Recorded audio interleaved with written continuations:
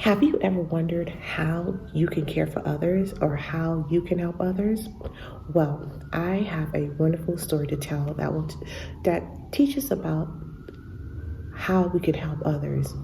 Perhaps you've always wondered how you can help your mom or your dad, or you go around the house and you typically help your mom or your dad with cleaning, doing some chores, probably doing the small things such as, fixing your bed, taking out the trash occasionally, probably feeding a pet if you have a pet.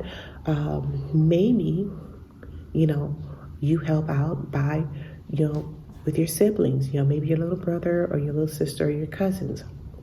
Now, doing these things it's not hard. It's not very hard at all. But if you ever were wondering if there's a story that teaches us how to care for others, well, I have the story for you. It's called The Good Samaritan. It's found in the book of Luke, chapter 10, starting at verse 29 through 37. Now, Jesus tells a story of the Good Samaritan to teach us what it means to love our neighbor, okay? One day, a man was walking along the road and was suddenly robbed, beaten, and left hurting. One man passed by and ignored him. Then another did the same thing too. Can you imagine that? That's horrible. Later, a Samaritan man came upon him and stopped to help. The Bible says the Samaritan man had compassion on him. Do you know what compassion means?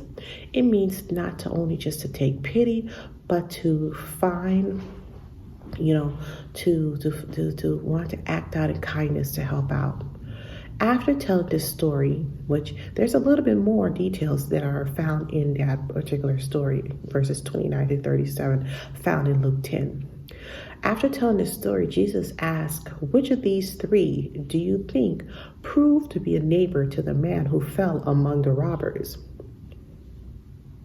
Well, of course, the answer is the Good Samaritan. Jesus told his story as an example of what it means to be kind to others, even those we don't know who need our help. The Samaritan had compassion for the hurting man, and maybe it was because he recognized it could have been him who had been robbed. Perhaps he was so thankful to be safe, he just had to help, whatever his motivation was. The Samaritan man chose God's way of kindness along the road that day. When we recognize our blessings and power to help others, we can reach out in kindness to be a good neighbor. Now, there's also a memory verse that I love in this particular one. Love your neighbor as yourself.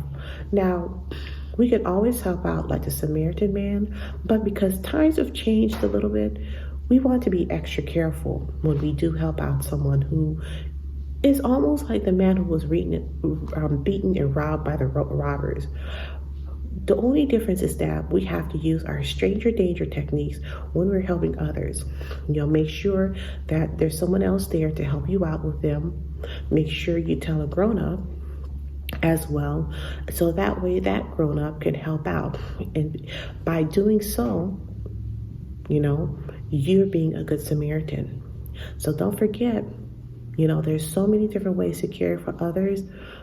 But when you find yourself in a situation where it's something similar or something very alike to what the poor man had experienced in the story, you want to make sure that you use your stranger danger techniques to keep yourself safe and to keep the person safe as well, because they too can be in danger of something else as well. So always use your common sense when it comes to using your kindness, and always pray for help so that common sense, that God-given common sense can help you out.